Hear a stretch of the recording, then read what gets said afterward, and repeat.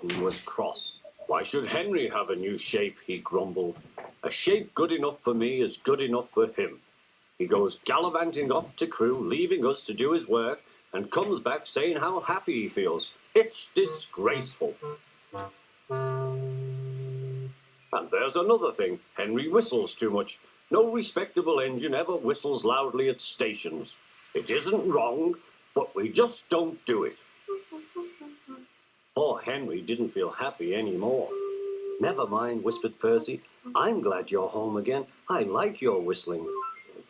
Goodbye, Henry, called Gordon. We're glad to have you with us again, but remember what I said. Later, Henry stopped at Edward's station.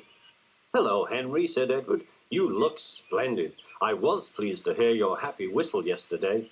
Thank you, Edward, smiled Henry. Shh, shh, can you hear something? It sounds like Gordon, said Edward, and it ought to be Gordon. But Gordon never whistles like that.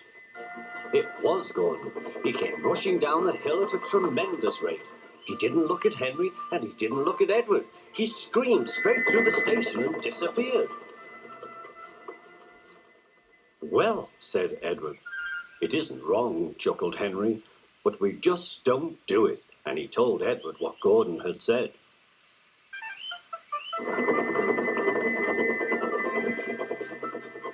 Meanwhile, Gordon screeched along the line. The noise was awful.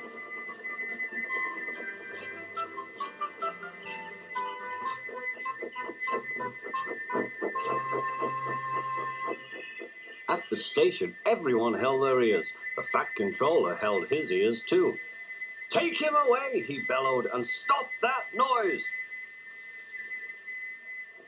Gordon puffed sadly away, but he wouldn't stop whistling until two fitters climbed up and knocked his whistle valve in place.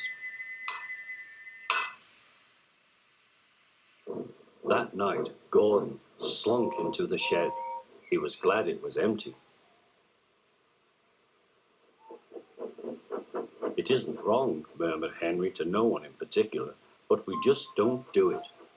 No one mentioned whistles. Next morning, Henry was enjoying himself enormously.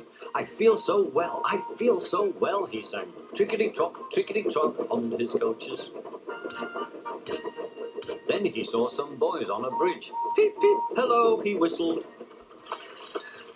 Oh, he called. The boys didn't wave and take his number. They thought it fun to drop stones on him instead. They've broken our glass, sobbed the coaches. The passengers weren't hurt, but they were cross.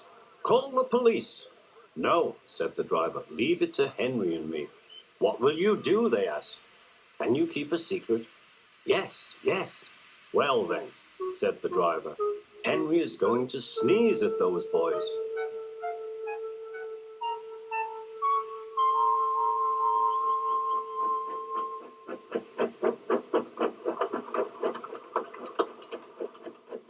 Lots of people were waiting at the station just before the bridge. They wanted to see what would happen. Henry has plenty of ashes, said the driver. Please keep all windows shut till we have passed the bridge. Henry is as excited as we are, aren't you, old fellow? Henry was feeling stuffed up.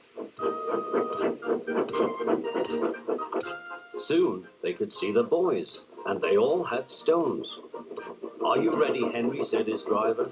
Sneeze hard when I tell you. Now, he said. Achoo, shoo!